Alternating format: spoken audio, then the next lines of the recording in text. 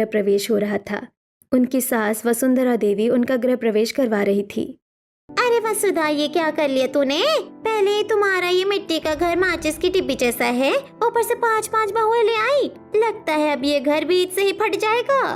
अरे आजकल की बहुएं तो आते ही अपना अपना चूल्हा अलग अलग कर लेती है। देख ना वसुधा, कुछ ही दिन में ये पांचों अपने अपने अलग चूल्हे जलाएंगी और तुम तीनों को घर से बाहर का रास्ता दिखा देगी। काकी जी, आप बिल्कुल टेंशन मत लीजिए। हर कोई एक जैसा नहीं होता। हाथ की 5 उंगलियां भी कहाँ एक जैसी होती है। हम वो टीवी सीरियल वाली बहुएं नहीं है जो आते ही घर का बंटवारा कर दे। बिल्कुल सही कहा दीदी ने। और वैसे भी काकी जी, घर छोटा हो या बड़ा, घर तो घर होता है। 5 बहुएं मुस्कुराते हुए अपना गृह प्रवेश करती है। गृह प्रवेश के बाद पूरा परिवार एक साथ बैठा हुआ था। 5 बहुएं वसुधा देवी के पास बैठी हुई थी। सासू माँ, आप उन पड़ोसनों की बातों पर ध्यान मत दीजिए। हम जानते हैं कि घर छोटा है, लेकिन हमें कोई दिक्कत नहीं है। हाँ माँ जी, आप बिल्कुल मत सोचना कि हम आपको या पापा जी या ननन जी को घर से निकाल देंगे। हम लोग भी कोई अंबानी के घर से नहीं आए हैं। हम भी गरीब परिवार से हैं। छोटी सी झोपड़ी में रहते थे हम। सच कहूँ माँ जी, हमारे लिए तो ये घर भी किसी महल से कम नहीं है। कच्चा है तो क्या हुआ, अच्छा है। और माँ जी, आप देखना, हम इस घर को ही बहुत अच्छा बना देंगे। अगली सुबह तुलसी देखती है कि घर की दीवारों में जगह जगह चूहे के बिल हो गए और मिट्टी भी झड़ रही है। तुलसी जल्दी से गोबर, चूल्हे की राख, चूना और चिकनी मिट्टी लगाकर एक पेस्ट तैयार करती है। ये लो, चूहों का घर आज से सील। ये जो मैंने चिकनी मिट्टी और गोबर में चूने का तड़का लगाया है ना, ये अंबुजा सीमेंट से भी ज्यादा मजबूत है। रात तक तुलसी घर के सारे होल भर देती है और पूरे घर में अच्छे से प्लास्टर कर देती है। अरे बहू, तूने तो पूरे घर का कोना कोना लीप दिया। दीवारें तो एकदम नई जैसी चमकने लगी है। वाह वाह वाह बड़ी बहू, तूने तो चूहों और कीड़ों दोनों का रास्ता परमानेंट ब्लॉक कर दिया।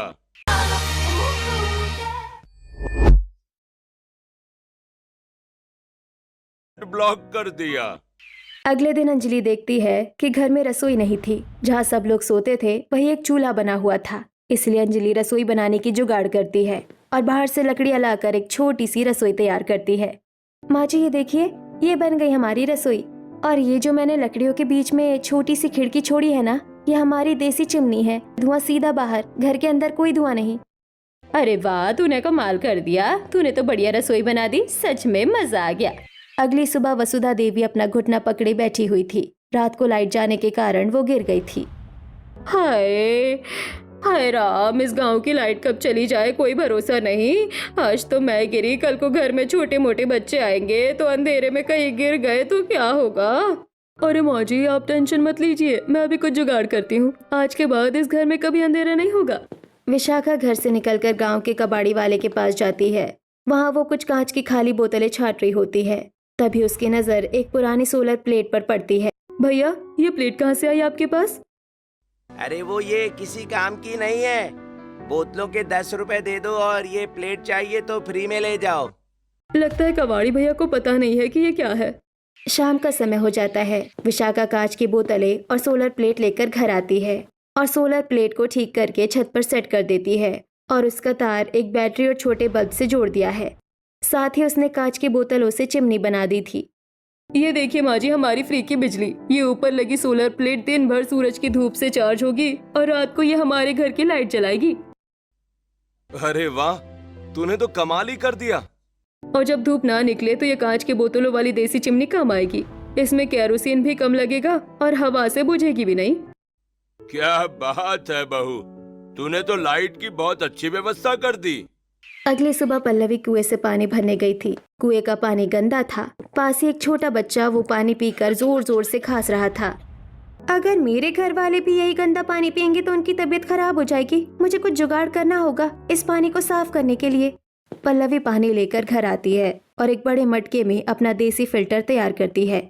माँ जी, आज से हम वो कुएं का गंदा पानी डायरेक्ट नहीं पियेंगे। मैंने ये अपना देसी फिल्टर सिस्टम बनाया है। बस अब हमें इसमें गंदा पानी डालना है और फिर हमें इससे एकदम फिल्टर पानी मिलेगा। भाभी, ये कंक्रीट, बालू और कोयले से पानी साफ कैसे होगा?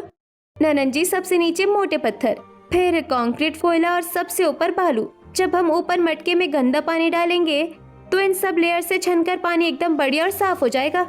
अरे वाह पल्लवी भाभी, आपने तो बढ़िया जुगाड़ की है। अब हमें गंदा पानी नहीं पीना पड़ेगा। अगली सुबह वसुधा देवी सिमरन के साथ घर के बाहर खड़ी थी। तभी वहाँ विमला और शांति आती है। वसुधा, तेरा घर देखकर तो ऐसा लगता है जैसे किसी ने ब्लैक एंड व्हाइट जमाने की फिल्म चला दी हो। एकदम सुना सुना। हमारे घर देख कैसे बढ़िया पेंट हो रखे हैं। और नहीं तो क्या रे विमला, कच्चा घर है इनका। लिपाई पुताई से क्या होगा, बारिश में तो ये मिट्टी बह ही जाएगी। गरीब का कोई भरोसा नहीं है। क्या करे काकी, जैसा भी है हमारा तो यही घर है। कच्चे घर को महल की तरह कैसे सजाए। अरे काकी, आप हमारे घर की टेंशन मत लीजिए। मैं इस कच्चे घर को ऐसा सजाऊंगी कि आप लोग अपने पक्के घरों को भूल जाएंगे। विमला और शांति वहाँ से चली जाती है। दोपहर को सिमरन कबाड़ी वाले के पास से कुछ फालतू सामान, कांच की खाली बोतलें, पुराने फूलदान और कुछ बचे हुए कलर के डिब्बे लेकर आती है और इन सब चीजों से घर को बहुत अच्छे से सजाती है। अरे बाप रे, ये मेरा ही घर है या मैं गलती से सरपंच के घर में आ गई। बहू, तूने तो कबाड़ को भी सोना बना दिया। भाई सच में वसुधा बहू ने तो घर को महल जैसा सजा दिया। हाँ। रात का समय हो जाता है। पूरा परिवार एक साथ बैठा हुआ था। सभी मुस्कुरा रहे थे और एक साथ खाना खा रहे थे। अरे बहुओं, मुझे बहुत घबराहट हो रही है। देखो बारिश शुरू हो गई। क्या हुआ माँ जी? बारिश ही तो है। आप बारिश के होने से इतना परेशान क्यों हो रही है? तू नहीं जानती बहू, हमारा गांव एक गड्ढे में बसा है और वो जो पास में नदी है ना, जब बारिश तेज होती है तो उसका बहाव एकदम उफान पर आ जाता है। गांव के बाकी लोगों के घर तो पक्के हैं, हमारा घर मिट्टी का है। अगर नदी का पानी गांव में घुसा तो हम लोग तो इस घर के साथ ही पानी में डूब जाएंगे। माँ, आप टेंशन मत लो। हम जहाँ काम करते हैं ना, वो बहुत बड़ा व्यापारी है। उससे हाथ जोड़कर थोड़ा बहुत कर्जा मांग लेंगे और कहीं और जाकर छोटा सा पक्का घर ले लेंगे। हाँ हाँ भैया, हम दिन रात मजदूरी करके उसका कर्जा चुका देंगे। अगली सुबह बारिश शुरू हो गई थी।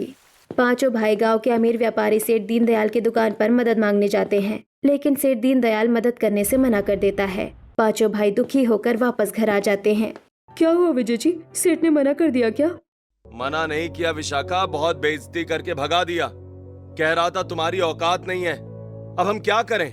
आप लोग बिल्कुल फिक्र मत कीजिए। इस घर में पानी की एक बूंद नहीं भरेगी। हम पांचों मिलकर कोई ना कोई जुगाड़ निकाल ही लेंगे।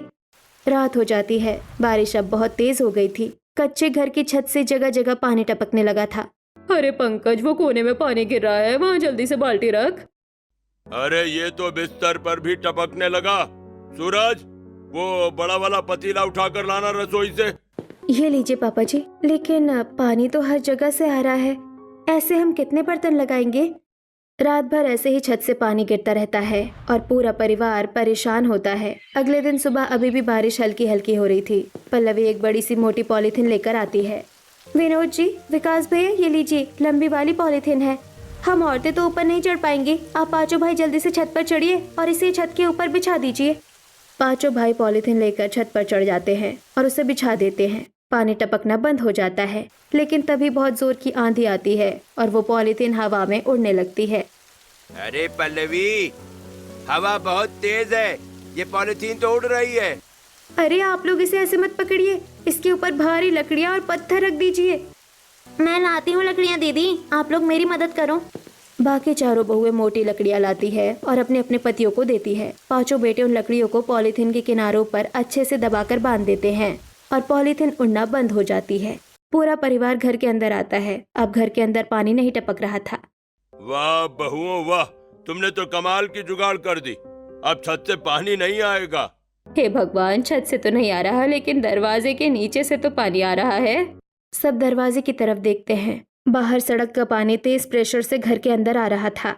घबराइए मत तुलसी दीदी, अंजलि दीदी, वो जो कोने में लोहे की पुरानी चादर और लकड़ियाँ रखी है ना, जल्दी लाइए। विशाखा जल्दी से गेट की दहलीज पर लोहे की चादर और कुछ ईंट लगाकर एक छोटी दीवार खड़ी कर देती है, लेकिन बाहर पानी का प्रेशर बहुत ज्यादा है। चादर पीछे की तरफ खिसकने लगती है। अंजलि, इधर आ, जल्दी से पूरी ताकत से पकड़ो, नहीं तो घर के अंदर ज्यादा पानी आ जाएगा। मैं पूरी ताकत लगा रही हूँ दीदी, पानी अंदर नहीं आने दूंगी। ऐसे ही कुछ समय बीत जाता है। सुबह शाम लगातार बारिश हो रही थी। सुबह का समय था, बारिश अभी भी हो रही थी। गांव में बहुत पानी भर गया था। पूरा परिवार घर से बाहर आता है तो देखता है कि गांव वाले अपना अपना सामान लेकर गांव छोड़कर सुरक्षित जगह पर जा रहे हैं। हे भगवान, हम कहाँ जाए? लोगों के पास तो पैसे है तो शहर में जाकर रह लेंगे, लेकिन हम कहाँ जाए? हमारे पास तो पैसा नहीं है। पता नहीं क्या होगा, कुछ समझ नहीं आ रहा। पूरा गांव खाली हो गया है। बस हम ही बचे हैं इस गांव में। देखते ही देखते पूरा गांव लगभग खाली हो गया था। पानी और तेजी से बढ़ रहा था। पूरा परिवार घर के अंदर था। घर की दीवारें अब गीली होने लगी थी। हे राम, ऊपर से तो पानी रुक गया, लेकिन ये नीचे जो पानी आ रहा है वो हमारी दीवारों को खराब कर रहा है। मुझे तो लग रहा है ये घर अब हमारे ऊपर ही गिरेगा। अब क्या करें वसुधा, बाहर चारों तरफ पानी है, अंदर घर धंस रहा है। लगता है आज भगवान ने हमारी मौत इसी पानी में लिखी है। पापा जी हौसला रखिए, मौत इतनी आसानी से नहीं आएगी। आप लोग रोना बंद कीजिए। पर क्या करें तुलसी, कुछ समझ नहीं आ रहा, पानी बढ़ता ही जा रहा है। विकास जी, आप पांचों भाई अभी के अभी गांव के सरपंच के पास जाइए। वो गांव के मुखिया है, वो हमारी मदद जरूर करेंगे। जाइए जल्दी। भाभी बिल्कुल ठीक कह रही हैं। चलो भाइयों, सरपंच जी के पैर भी पकड़ने पड़े तो पकड़ लेंगे। पांचों भाई बारिश में ही बाहर जाते हैं और कुछ समय बाद रात को दुखी होकर घर वापस लौटते हैं। सरपंच जी तो पहले ही शहर भाग गए। पूरा गांव भी खाली हो गया है। बस रामू काका बचे थे, वो भी अपना सामान लेकर जा रहे थे और बता रहे थे कि नदी का बहाव बहुत तेज हो गया है और नदी का पानी कभी भी गांव में आ सकता है। रात बहुत हो गई है। अंधेरे में इस तेज पानी में बाहर निकलना सुसाइड करने जैसा है। आज की रात जैसे तैसे गुजार लेते हैं, कल सुबह देखेंगे कि कहाँ जाना है। घर में बहुत पानी भर गया था। घर का सामान अब पानी में तैरने लगा था। अरे अंजलि, मुझे ये बताओ कि हम रात कैसे गुजारेंगे, कहाँ सोएंगे? सोने की आप फिक्र मत कीजिए, मेरे पास एक ही बढ़िया जुगाड़ है। बस आप वो नीला ड्रम लाइए जो हमारे घर में रखे हुए हैं। पांचों भाई मिलकर बड़े बड़े नीले ड्रम लाते हैं। पल्लवी उन नीले ड्रम की मदद से नाव तैयार करती है।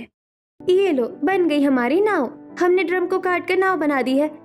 एक ड्रम में 2-3 लोग आराम से सो सकते हैं। अरे वाह, तूने तो कबाड़ से नाव ही बना दी। चलो, कम से कम आज रात पानी में तो नहीं सोना पड़ेगा। परिवार के सब लोग उन ड्रमों में एडजस्ट होकर सो जाते हैं। पानी के ऊपर ड्रम तैर रहे थे। कुछ समय बीत जाता है। सब घर वाले ड्रम में सो रहे थे। बारिश बहुत तेज हो रही थी। अचानक छत से कुछ मिट्टी और पानी अंजलि के ऊपर गिरता है। ये क्या गिरा? अंजलि ऊपर देखती है, छत की लकड़ियां टूट रही है और दीवारें भी पानी से गीली होकर गिरने वाली है। उठो सब लोग, जल्दी उठो, घर गिरने वाला है। सब जल्दी से बाहर निकलो। जल्दी नाव बाहर निकालो। सब घर वाले नाव में बैठकर घर से बाहर निकल जाते हैं। गांव में चारों तरफ सिर्फ पानी ही पानी था। जैसे ही घर वाले घर से बाहर निकलते हैं, वैसे ही घर टूट जाता है। हाय, मेरा घर टूट गया, सब बर्बाद कर दिया इस पानी ने। वो देखो, नदी का पानी गांव की तरफ आ रहा है। हमें जल्दी यहाँ से निकलना होगा। भाभी, मुझे बहुत डर लग रहा है। हम कहाँ जाएंगे? ये पानी तो हमें बहा ले जाएगा। तू डर मत नेहा, कुछ नहीं होगा। हम सब साथ हैं ना। जल्दी से नाव आगे बढ़ाओ। सब ड्रम नाव को आगे बढ़ाते हैं। वसुधा देवी पानी के भयंकर उफान को देखकर बुरी तरह कांप रही थी। अचानक उन्हें चक्कर आ जाता है और वो पानी में गिर जाती है। बचाओ, बचाओ, बचाओ। अरे कोई बचाओ वसुधा को, वो पानी में डूब रही है। तुलसी और अंजलि जल्दी से पानी में कूद जाती है और तैरकर जल्दी से वसुधा को बचा लेती है। अब कहाँ जाएं हम? पूरा गांव डूब गया है। वो जो सामने वाला पहाड़ है, हम वहाँ जाएंगे। कुछ दिन पहले जब घर में लकड़ियाँ खत्म हो गई थी तो हम वहीं गए थे। वो बहुत ऊंचा है और उसके ऊपर जमीन एकदम समतल है। वहाँ तक बाढ़ का पानी नहीं पहुँच सकता। सिमरन बहू बिल्कुल ठीक कह रही है। चलो सब लोग उसी पहाड़ पर चलते हैं। रात का समय हो जाता है। पूरा परिवार जैसे तैसे उस ऊंचे पहाड़ पर पहुंच जाता है। वह एक बहुत बड़ा पेड़ था। सब उसके नीचे जाकर खड़े हो जाते हैं। आज की रात बस इस पेड़ के नीचे खड़े रहकर गुजारनी होगी।